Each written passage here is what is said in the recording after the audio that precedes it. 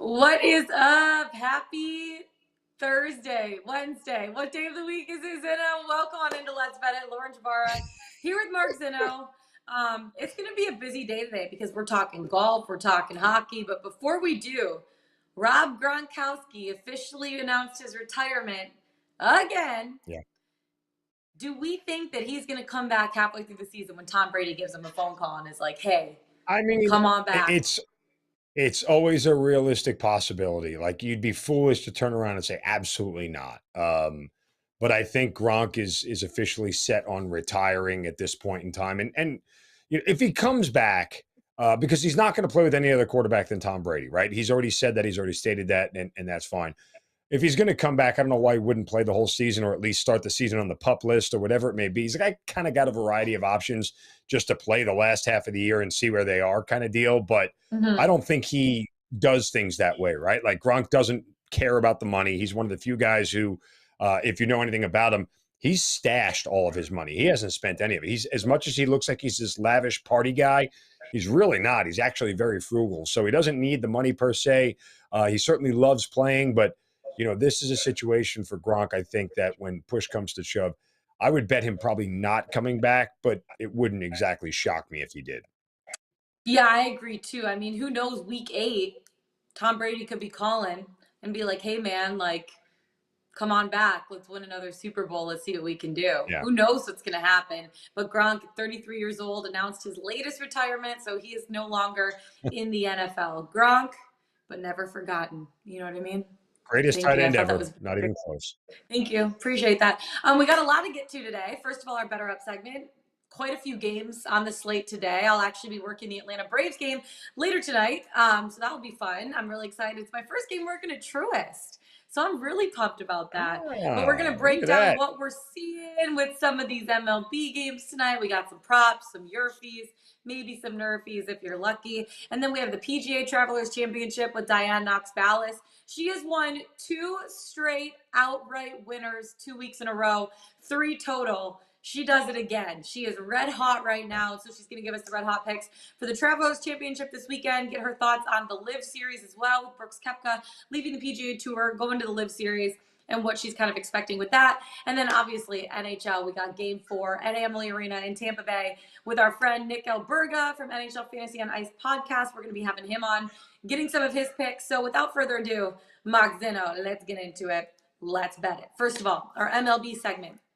I know you have one YRFI on the slate today. So yes runs first inning, no runs first inning. Yesterday, the YRFIs went 8-7. The YRFIs are 519 and 504 in the season. We do have some streaks, some notable streaks to keep in mind.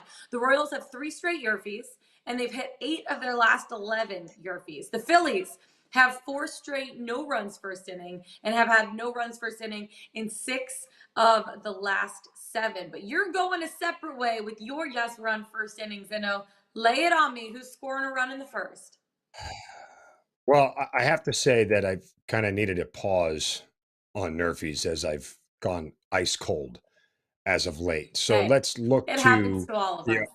I know. But I needed to come up for air for a minute and just stop searching so hard. After the Anthony Rizzo home run the other night in the Yankees-Tampa Bay game, which is exactly the words I wrote up on the Pickswise website. As long as nobody goes deep in the first inning, they're going to get through this with Garrett Cole and Shane McClanahan on the mound. And of course, I was on the wrong side Obviously. again. So time to take a pause here. But thank you for rubbing it in. I appreciate it. What are friends for? Hey, anytime. Let's take a moment here to look at a YRFI rather, between the Chicago Cubs and the Pittsburgh Pirates. The Cubs, the number one team in first inning run scored percentage at 45%. They get blown out yesterday and shut out. So if we get some regression back to the numbers, meaning the Cubs should be able to score a run in the first inning in this game. Plus, they're facing is either Gerard or Jared Eichhoff. He's given up 17 runs in his last two outings. His ERA right now is over Gerard? 10. Yeah, Gerard. I think it's Gerard, right? I don't know. Jerad. That's Gerard. That's not Gerard. That's definitely. Or Harad. I mean, there could be a lot of pronunciations. It could be a lot of different things. Anyway, you know what we'll call him? Just going to give up runs in the first inning today is what we'll say. So plus you also get you get a Cubs team that's really good at, obviously, as I just said, scoring in the first inning. And even Pittsburgh, who has been on the bottom end this year of the league of scoring runs in the first inning, they're much better at doing it at home than they are on the road where they play tonight at PNC Park. So we'll go for a YRFI here at a moderate price at -113. No more Nerfies for the Zinno coming up, but we're going to get all YRFIs, all yes runs for sitting. Cheers for a lot of runs. I'm taking a pause. Taking a pause for the cause. Quick pause. Pause for the cause. We'll get back into it. Speaking of no pauses for causes, I'm back on my game with the strikeout props today. I got two of them for you. One of them, Chad Cool. He's going to be nice and cool today with over 4.5 strikeouts, and I'm only laying 4 cents for it, -104. It was plus money, but now we're not even like giving up that much. I do really like this prop. He's facing the Marlins away from Coors Field, and the Marlins right now have the 4th highest K rate against righties over the last 2 weeks. They're striking out at a 25.6% rate. Now you look at Chad Cool. He is coming off of a 7 strikeout performance against the Cleveland Guardians. He's struck out at least 7 batters in 2 of his last 4 starts, and he's gone over 4.5 in 5 total starts this season. So going up against a Marlins team away from Coors Field, with the Marlins striking out the way that they are against righties, I like Chad Cool to play it nice and cool and get over 4.5 strikeouts and only -104. The other one I was looking at is Zach Wheeler, over 6.5 Ks at -140. It's actually, the total is 7.5 on FanDuel. I got 6.5 on DraftKings. I feel a little bit more comfortable with 6.5, even though it is a little bit juicy. On FanDuel, you get 7.5 at plus money. But this is a really good matchup for him against the Rangers. Over the last couple of weeks, Texas has a high K rate, 24.5% against righties. That's the 6th worst in the league over that span. And Zach Wheeler has gone over this total in 8 of his last 9 starts. I feel good about it. It is a little juicy, but not too juicy for me. So Zach Wheeler, over 6.5 strikeouts, -140. The biggest thing for me was the fact that he went over this in 8 of his last 9 starts. And Texas is just striking out right now, left and right. So Zach Wheeler is going to wheel all the way over the Texas Rangers, over 6.5 strikeouts. You're also on the Cubs money line today, and you have a strikeout prop too. That is a little juicy like mine.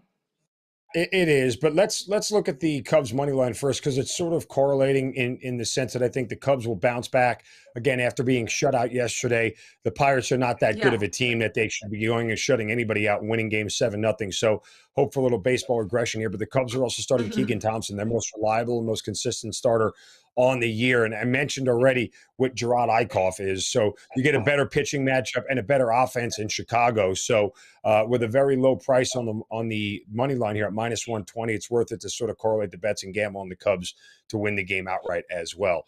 The one strikeout prop that I have is Shohei Ohtani going under 6.5 strikeouts. This is a play just because Kansas City, one of the lowest strikeout rate teams in the bigs. Ohtani is not really a huge strikeout pitcher. For as good as he is on the mound, it's not really his thing. This number feels way too high. I'd have a lot more pause at 5.5 rather, but under 6.5 for the Kansas City Royals to strike out 7 times in this game. I don't think it happens. I think the Angels win the game, but it'll be a situation where Ohtani doesn't have to go that deep into this game, and he should not strike out as many Royals as that number says. Yeah, it's going to be really interesting to see how these games go down today on a Wednesday afternoon, Wednesday evening. We got games all day today and can't wait to see how all of our props do, break them all down. Okay, let's take it from the park to the course because we got another PGA tournament this weekend, Travelers Championship, as we bring in Diane Knox Balas to break it all down. She has been absolutely red freaking hot lately. Diane, and another one. You got another straight up winner last week at the US Open with Kyle Fitzpatrick. You are red hot right now. How are you feeling after coming off 2 straight, like, outright winners? I know. I feel the pressure. That's one thing that I definitely feel. But I was so happy on Sunday. End of the US Open. It was really the perfect ending. I mean, it had been such a tough week. The course had played really difficult. And we had two of these young stars, Matt Fitzpatrick and Will Zalatoris, going head to head. And it was a hard one because we all want Will to win one of these. I mean, he's finished second now at the Masters, the PGA, and at the US Open.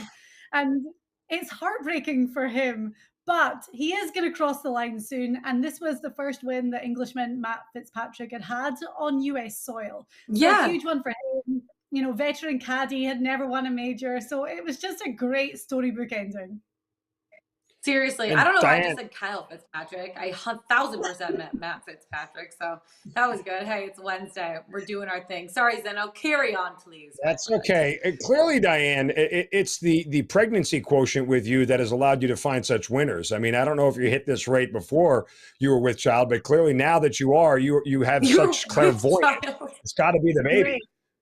And let's be honest, we're going to need it because babies aren't cheap. So let's keep it going. Let's keep the money rolling in. Keep the money rolling in. I have a question for you. Obviously, yesterday the big news was about Brooks Koepka joining the Live Series, and Colin Morikawa, he was next on the list, but he shut down the rumors that he's doing the same. How do you see this impacting the PGA Tour, just with all of the media that's going on around the Live Series right now? Now Brooks Koepka's leaving, because when I look at it and look at the list of the guys that are on the Live Series now, they're all kind of at one point or another the villains of the PGA Tour. You know what I mean? Like the not liked, like there's negative media around them sometimes. I don't know. Just your thoughts on the whole thing. It's well, I mean, yesterday again, I knew it was going to pick up after the US Open, which is a good thing because they kind of waited and let the major have its week. Abraham Answer was confirmed yesterday. The Brooks Koepka thing is kind of weird. He hasn't been 100% confirmed by Liv yet, but it's pretty obvious. I mean, this morning he withdrew from the field at the Travelers Championship, obviously knowing that PGA Tour suspension is looming if he does go over there.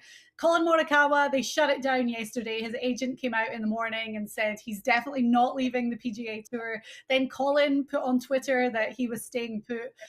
But the Koepka thing, it's just because the problem that I think people have with a lot of these guys going is it's not necessarily that they're abandoning the PGA Tour or they're going and the morality behind where the money's coming from, but it's the fact that they've almost lied about it. And just a few months ago, Koepka had said that, you know, there's going to be guys that will sell their soul and go off for the blood money. And then we saw him at the US Open last week, really looking quite uncomfortable and shutting down questions about Live Golf. And then it comes out this week.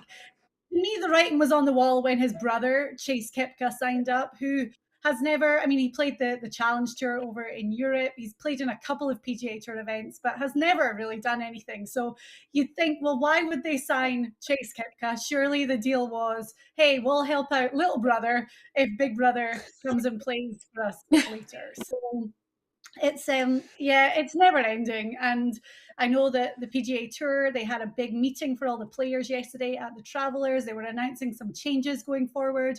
The PGA Tour policy board were having a big meeting as well. Obviously, they're talking about the suspensions and what punishment they're going to enforce on all of these guys. But a lot of that is still very unknown. We know that immediately they're going to be suspended from the PGA Tour, but for how long, nobody knows. Diane, I think the PGA totally botched the handling of this whole thing personally. I mean, at the end of the day, part of the reason the players are leaving is because of the process, right? PGA rakes in all the money and the players don't. And that's an unfair balance. And we're in this era of player empowerment here. with all American sports where the NBA does it, college athletes are now doing it. And so golfers rightly are saying, hey, look, we bring all the money into the tour and yet I miss a cut. I don't get a dime. That's not right. I think that's part of it. But why isn't the PGA reaching out to Live Golf and saying, hey, let's shake hands and come up with a way that we both end up winning for this. Let's have a PGA Live, face-off match event or whatever it may be going forward. I think there's a solution here for everybody to come out net positive. But I just and the suspensions, I think it's almost like childish. They're not incentivizing people to stay. You're almost pushing them out the door. Yeah, it's a difficult one. And I think what makes golf unique is that all these guys are independent contractors. So, Right.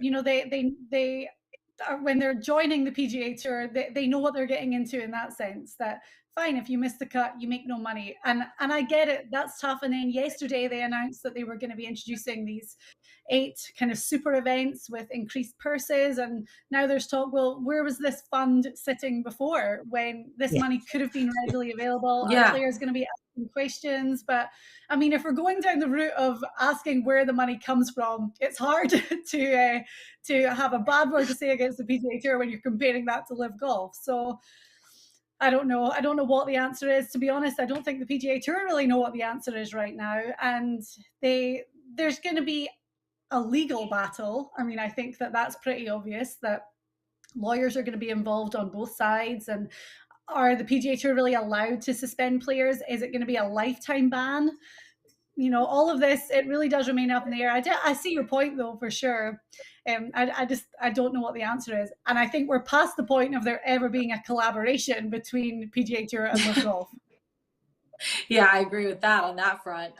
Speaking of the PGA Tour, though, we have the Travelers Championship heading into this weekend. You look at TPC River Highlands. What type of golfer do you think that this course kind of favors? This is actually the second shortest golf course that we see on the PGA Tour at just over 6,800 yards. So it's when you look back at past champions here, it really is pretty open. I mean, we've had some long hitters win here. Justin Johnson, who's obviously not playing this week. Bubba Watson has won 3 times here. But then you have guys like Ches Reavie and Kevin Streelman and these shorter guys that have had a lot of success around here. So it's obviously, length is always going to be an advantage because these guys can play more aggressive lines. They're going to have shorter clubs in, which generally equals more precision. But this is wide open, and that's what makes this week so fun. I mean, we saw Jim Furyk shoot a 58 on this course in 2016, which was just amazing to watch. Obviously, Jim's one of the older players on the PGA Tour. So a lot of short holes, some drivable par 4s, real risk-reward holes, and drama coming down the stretch. 17 is definitely a hole to look out for. Diane, so who are you looking at in this tournament here? I mean, let's just get it out there. Who are your favorites? What picks do you like? Because we're trying to keep it going here. We want 3 winners. Let's go. 3 in a row, baby. So I really was looking at accuracy. I mean, even though this is a short, the rough is penal. So guys are really going to be looking to keep it in the short grass. So I'm looking at accuracy. I'm looking at greens and regulation. That greens and reg stat is always really important here. So Sam Burns is my number 1 guy at plus 1,800. He is playing great. I feel like he's in contention all the time. He's won 3 times already this season. He's 4th in stroke total, 4th in approach, 5th in greens and regulation, and 4th in birdie average. We know the scoring is going to be pretty low here, so you're going to have to make birdies. But, already to see a player like Burns, relatively new to the PGA Tour, playing golf of this caliber, constantly being in contention and in the mix, his stats just sit great for this course. So Sam Burns at 18-1. He's my number 1 guy this week. But I'm really looking down at guys that played well last week. And history kind of tells us that guys that come off the back of the US Open and then come to the Travelers that played well generally continue that trend. So Keegan Bradley, at weird odds, I got him at plus 4,100. But again, had a great US Open week. He had a bit of a hero's ovation walking down 18 on Saturday Sunday because he's from up there. But he is playing great. 6 top 10s already this season, and his putting average is really improving. That's obviously correlating with this kind of good play that we're seeing from him lately. So I like Keegan Bradley, a really good ball striker. We all know that about him. And Brian Harman, I was big on him last week for a top 10. I thought I was going to get it for a while, and then terrible Sunday. But Brian Harman at 60 to 1. He's finished top 10 in 3 of his last 4 starts at this tournament. He's 12th in accuracy on the PGA Tour and having a really good season. I feel like, as cliche as it sounds, it's about putting those 4 good rounds together. So this could be the week for Harman. But at 60 to 1, I like those odds as well. Yeah, what about Joel Damon? Because obviously for a little while we saw him up there on the leaderboard last weekend, and you got him at long shot odds. But I look now on FanDuel, he's at 70 to 1, but you got him at really long shot odds. I looked first thing Monday morning and found him at 125 to 1. A lot of places had him at 100 to 1 as well. But I mean, I cannot believe after how he played last week, he was 54-hole leader at the US Open, finished in the top 10. He was leading greens in regulation for the majority of the US Open. That stat's going to be huge this week. He's playing really, really well. He's 17th on the tour in accuracy. And yeah, I knew that price was going to change drastically because people have to be jumping on him after a solid season. Good play lately, and then obviously that top 10 at the US Open. You have to take so much confidence from that, knowing that he held a 54-hole lead. He didn't throw it away. He really hung on there and got himself his best major finish. So Joel Damon, definitely one to look out for. Yeah, and I know you have a couple top 5 and top 10 finishers as well. You were red hot last weekend, so give us some more. I want to make some good money.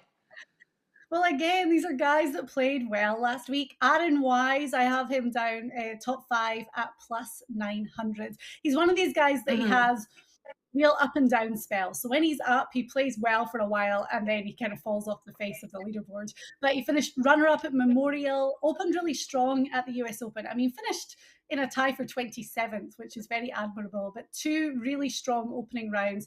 But again, that approach play, he's gaining strokes week after week. He sits at 16th on the tour right now. So Aaron Wild 5 plus 900. And then my guy who I pick all the time. And one day it's gonna hit, honestly. Denny McCarthy, top 10 at plus 500. Another guy that had a great weekend, T7 at the US Open, finishing in the end.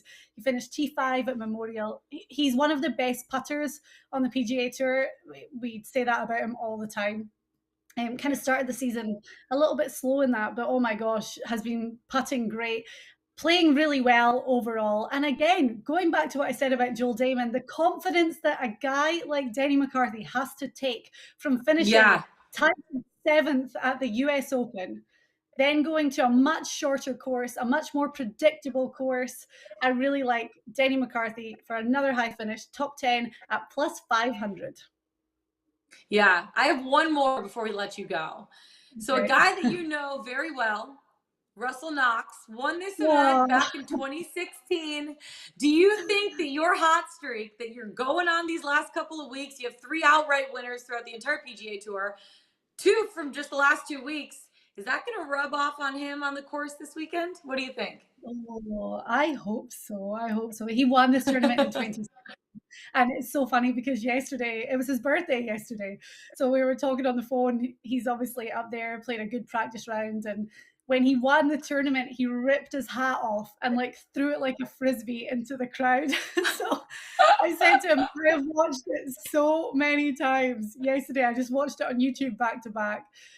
He loves this course, absolutely loves it. Obviously has great winning memories here as well. He's just coming off a 2-week break, which for Russell is always a good thing. He definitely was feeling fatigued.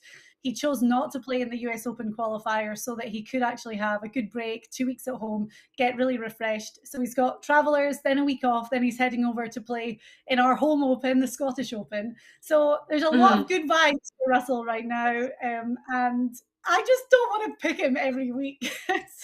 There's no shame in that. No shame. I know. Don't get me wrong. He's always there on my board. However, gosh, I mean, whenever you go back to a tournament that you won, it's always special. So, and birthday week, just maybe all the good vibes coming together. It's all coming together.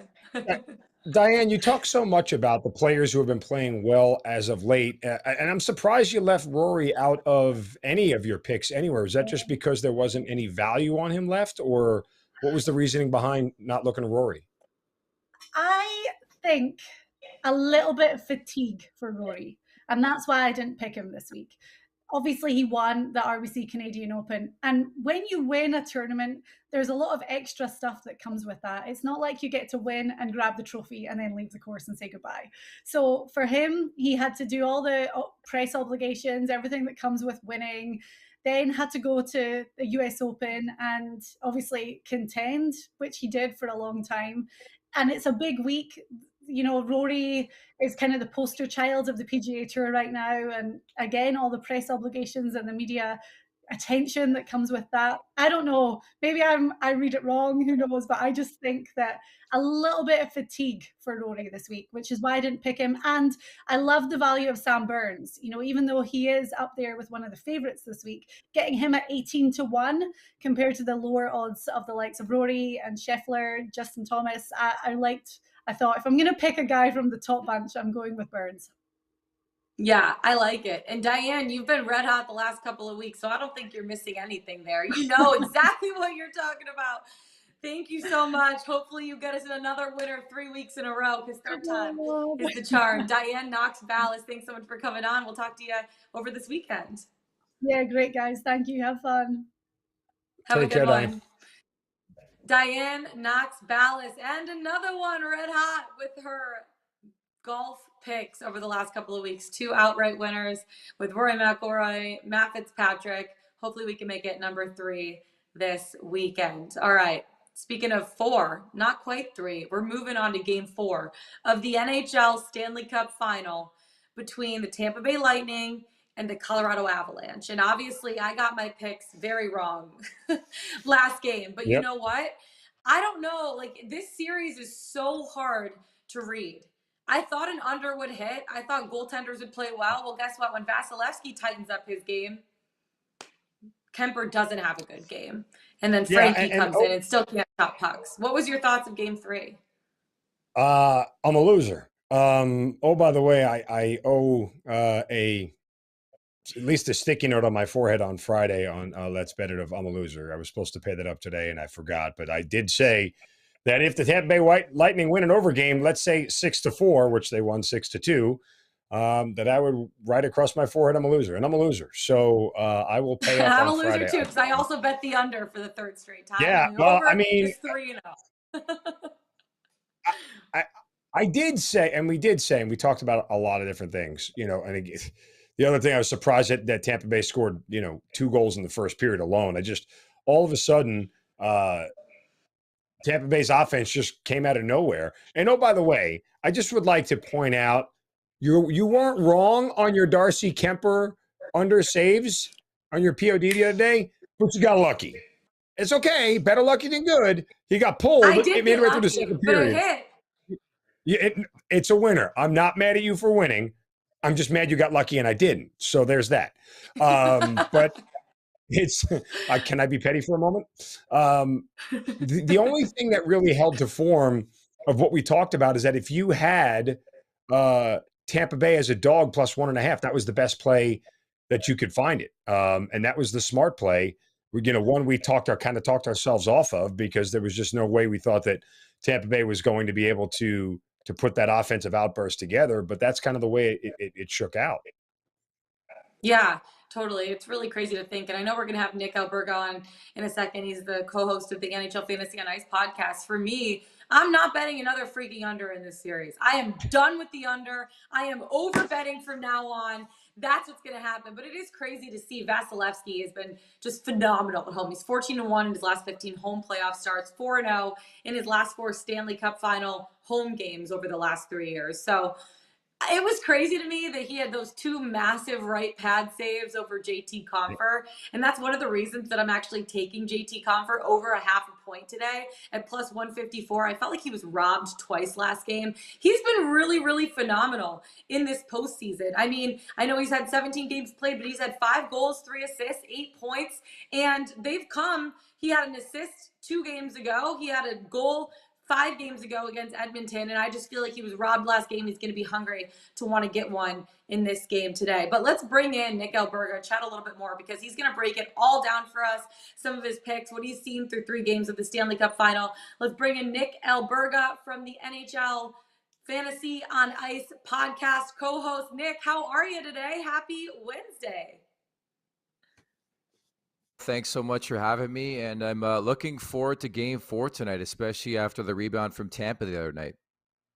Yeah, so just what have been your first takes, I guess, on the first 2 games of the series at altitude and then Game 3 at Amalie Arena? Because it was a different Avs team that we saw, a different Darcy Kemper that we saw, and definitely a different Vasilevsky that we saw.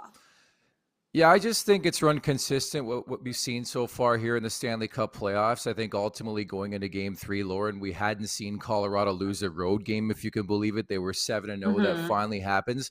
And then conversely, you look at Tampa, the fact that they've had this unbelievable string of home wins now, right? They haven't lost a home game since May 6th, Game 3 against the Toronto Maple Leafs, right? A run of 8 straight. Something's got to give in that department. I think ultimately what I've learned through the first 3 games is that Colorado's the better team. And as you guys mentioned, the goaltending way in favor of the Tampa Bay Lightning. We'll say that.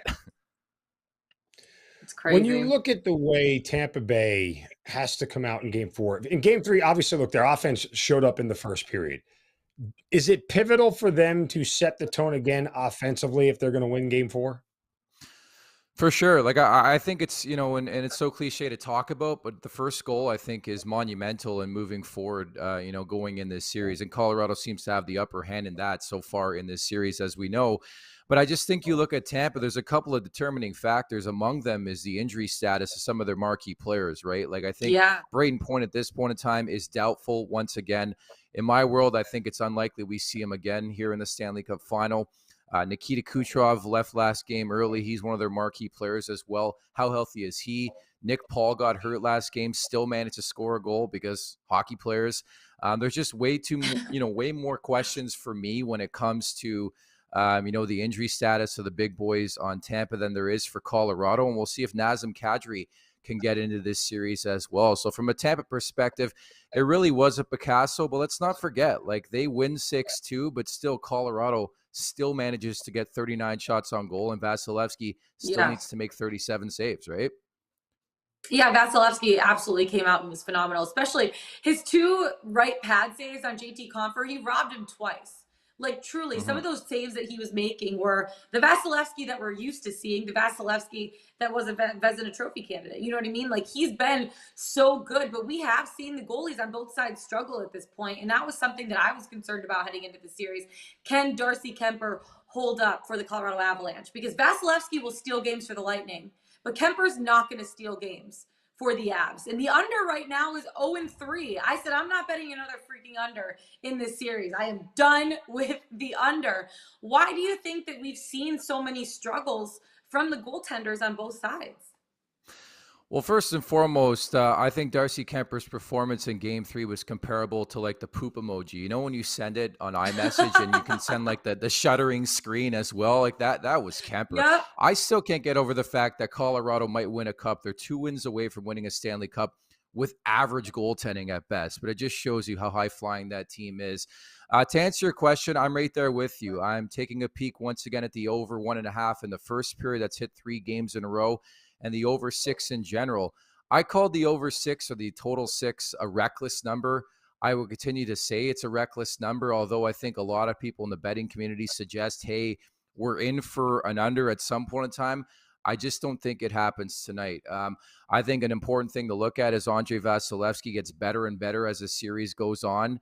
I just think ultimately Colorado is just a high-flying team. They're a shot volume team, and when you're throwing 40 shots on goal per game, more times than not, you're going to hit the back of the net 3 or 4 times. And I think conversely, you look at Tampa, there's just so many game breakers in this series. Probably the best reason why I look at the total of Mhm. 6 and say it's an easy over. It's hitting 3 in a row. Quite honestly, if I'm laying the number, it's probably at 6.5 right now. So I'll take the juice. To that end, Nick, I think sort of Tampa Bay's problem is that they spent the first two games trying to play from the goal out, and they did nothing Mhm. to try and advance their offense.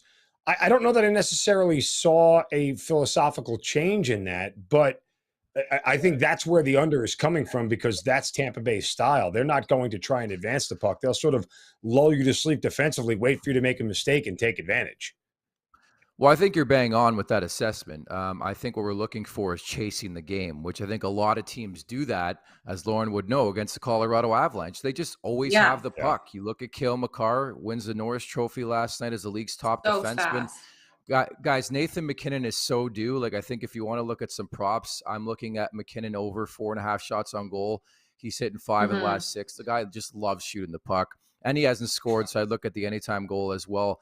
From that perspective too. But yeah, like it's just one of those things where there's just so many guns on Colorado where Tampa is chasing and chasing and chasing. In order for them to play that type of style, the tight checking, dump and chase style, they need to have the puck. And unfortunately for them, they really don't have the puck, with exception of last game. They really, really stepped up. I just wonder if they can do it again against this high flying Avs team. I know it is going to be really interesting to see how teams respond. When you look at game 4, how do you bet this game? Mhm. You said the over, the first period over, Nathan McKinnon over 4.5 shots, Nathan McKinnon anytime goal. What else are you betting this one? Yeah, so I'm going to stay consistent with my feel. I should preface by saying that I had Colorado winning this series in 6 games. I still think profoundly they're the better team. I think you tip your cap sometimes to the opponent. Tampa's won back-to-back cups for a reason. They got the job done on home ice in a 6-2 win in game 3. So yeah, I'm looking at over 1.5 in the first period. Again, it's hitting all 3. The over 6, I'm looking at that. It's hitting all 3. Vasilevsky over 32.5 saves, guys. He's cleared in 2 of 3. We'll just throw game 2 out the window, whatever that was. But Colorado's averaging 35.5 shots per game. They're consistently averaging 41 shots on goal per game through 17 playoff games. So I think that's a really, really good number to look at the Vasi saves, considering who the guy is. Anthony Cirelli over 1.5 shots on goal. He's cleared in 8 of the last 10. Now, specifically with Braden Point not in the lineup once again, Cirelli's going to keep shooting that puck. In general, I love to bet on shot props, and more so the Colorado shot props. Easy for me to say. Arturi Lekkonen's another guy. Val Nichushkin, Cale Makar. Look, there's a lot of value to be found in the shot prop market when it comes to the Avalanche. Yeah, I totally agree. Zeno, you got any bets? What are you doing? Let's hear it. I mean, for me, it's Avs plus 1.5 at an incredibly juicy 275 or pass. Like I don't know that I have much faith in that game not to be the anomaly, the game 3 not to be the anomaly. It's going into game 3. Nick, what I said is out of the 6 periods plus 87 seconds of overtime, Colorado's dominated 5 of it, right? Like they've owned the ice for 5 of the 6 periods. My eyes aren't going to escape that. Is Colorado immune from, giving up some goals they shouldn't have because of Kemper or having a bad period and the floodgates open, so to speak? Sure, but it's one of those games where after you give up 6 goals, your coach gets in your face and you refocus on defense a little bit. You're not giving up 6 goals again. You're not leaving your goaltender out to dry. And you know what? Your offense is going to set the pace. If I was Tampa Bay, I'd try to throw Colorado's game right back in their face. I'd try to pepper the hell out of Kemper with shots and see if we can get lucky the same way they are and try to push the pace as fast as I can, because I think if you sit back, it's like you said, you're feeding into what Colorado does best and just throw shots on goals. So I still lean on Colorado here. If they're a dog, I'm going to take them. I'm going to take the points with them because they shouldn't be at any point in this series, if you ask me. Yeah, to your point, I think you just look at Colorado at this point, through this incarnation of this team, they know what they are, and that's not a defensive-minded team, right? So while they have a tough outing, they surrender 6 goals. They know, their goaltending is a bit wonky, and maybe they're a bit tighter defensively tonight. I think they comprehend why they're here, why they're 2 wins away from winning, a Stanley Cup for the first time in 20 years. And I think you just go to what you know, and puck possession is a big thing for this team. And I think ultimately the depth is a big story for me so far in this series, guys. I just think you mentioned JT Compher, the Alex Newhooks of the world, guys like that, Mhm. even Val Nichushkin, I know he's playing in a top 6 look right now, but I think obviously he's been exceptional. Burakovsky's status moving forward remains to be seen. But like, there's so many more depth pieces, in my opinion, when you look at Colorado. As for Tampa, ravaged by injury right now, I just wonder if some of these guys could Yeah. step up. And I think ultimately that leads me to Colorado winning this series. We did just get news a couple seconds ago from Pierre LeBrun. He said that John Cooper said same lineup as Game 3, which means Kucherov is in, Paul's in, Braden Point's going to be out for the Tampa Bay Lightning. So that is a good thing for Tampa Bay. They will have Kucherov back in the lineup. But I want to go over a couple of my props with you. So you mentioned Val Sure. Nichushkin, JT Compher. I like Val Nichushkin over a half of a point at -140. This guy has been high flying. Like, he has really been making an impact for this Colorado Avalanche team. He has 5 goals over the last 5 games with an assist as well. Over a half a point just seems like a really good spot for him here. And being one of those depth pieces for the Avs, he's been seeing the puck well. He has 8 goals, 5 assists in 17 games. I really like him for over a half a point. Yeah, you're laying 40 cents for it. How do you feel about Val Nichushkin over a half point? Yeah, I'm with that. I've been playing his shot prop quite a bit. Unfortunately, it did not hit back in Game 3 of this series. Ultimately, he did score the first goal of the game. It was called back after a 17-hour review. Like, what are we doing with that? But Yeah, like, seriously, the longest review ever. there's just a lot. Exactly. Like, there's just a lot of value in him, and again, Arturi Lehkonen, depending on who they play with. But I think the attachment to the big boys in the top 6, I think that's a pretty good bet right now. And then I like JT Compher over a half a point, and this is at plus money, plus 154. He was robbed twice by Andrei Vasilevsky's right pad. Literally, like the same exact save, 2 different times. JT Compher is going to be hungry for a goal. He had an assist back on June 15th, the goal on June 4th. But this guy's been on fire. Like, for a bottom 6 guy, I mean, I know he's been playing in the top 6 with Andrei Burakovsky out at this point, but like, as for a bottom 6 guy being able to have 5 goals, 3 assists so far for the postseason, I just feel like he's going to be hungry and get over a half a point at least on an assist, and to be able to do it at plus 154. The other thing I was looking at is Cale Makar anytime goal. Just the fact that Cale Makar is putting up the numbers that he has been putting up, and his anytime goal is at plus 310 at this point. So I look at that, I'm like, he just won the Norris last night. That guy's going to be fired up. He has 7 goals, 19 assists through 17 games so far. He had 2 goals in Game 2, a goal in Game 4 against the Oilers. Like, he has been on fire, and I feel like one of the ways that the Avs are going to be able to score in a game like tonight is take away Vasilevsky's eyes. Gabe Landeskog, get in front of him. Mikko Rantanen, get bodies in front of Vasilevsky, which opens up the point basically for Cale Makar to get one of his like wrist shots that he is so dominant and known for. So Cale Makar anytime goal, JT Compher over a half a point. How do you feel about those? So firstly, there seems to be a trend with Laurens and Timothy Compher. I interviewed Lauren Gardner, a friend of ours, yesterday, and she brought up his name as well. So yeah, we're going to stay consistent with that. Talk about depth, right? Like, all eyes on Tampa will be on the big boys of Colorado. Opens up more time and space. And I think moving forward in this series, Colorado is going to need a goal, some offense from the bottom 6. So I certainly like that play. And I just think the way Cale Makar is playing right now, I think he is destined for the Conn Smythe Trophy, provided Colorado, of course, wins this series. So I like the value in that. He's just been everywhere, all over it. And I still feel like he has another level similar to what he played with, against the Edmonton Oilers. And again, I like the Makar shot prop tonight too. Yeah, let's go, baby. Game 4 tonight. It's going to be exciting. Nick Alberga, thank you so much for coming on, giving us your picks, your plays, your insight. Fingers crossed that the over hits tonight, because we're done with the unders. We are done with the unders. Nick Alberga from NHL Fantasy and Ice Podcast, thank you so much. I'm sure we'll be talking to you a little bit more. Sounds good, guys. Take care. Thanks, Nick. Have a good one. All right, Zeno, it is time. It's about that time. In a minute, I'm going to need a play of the day to pump me up. Okay, what's your play of the day? Well, if you go to our website, Pickswise.com, a 3-star play of the day, of course, Diane Knox Balas, pregnancy superpowers have led us to Sam Burns at plus 1,800 in the Traveler. So that's up there, as well as a money line pick in Major League Baseball on the Philadelphia Phillies by Matt Weisenfeld. So that is there as well. And a couple of other 3-star plays on the website. So go check it out, Pickswise.com. Pickswise.com, 3-star play of the day, win you some money. Okay, who you got for your 3-star play? All right. Well, again, I've been cold. I've over my last 3 on PODs, so it's time to get right. And I'm going to go to a K prop here of all places to try and get right. Let's look at the Boston Red Sox hosting the Detroit Tigers. Michael Wacha on the mound for the Boston Red Sox. Over 4.5 Ks for Wacha, who has been absolutely outstanding at home this year. Look, he's got a 2.32 ERA and a whip of just over 1 overall on the season. At home, those numbers are even better. He's got a sub-2 ERA at home and a sub-1 whip.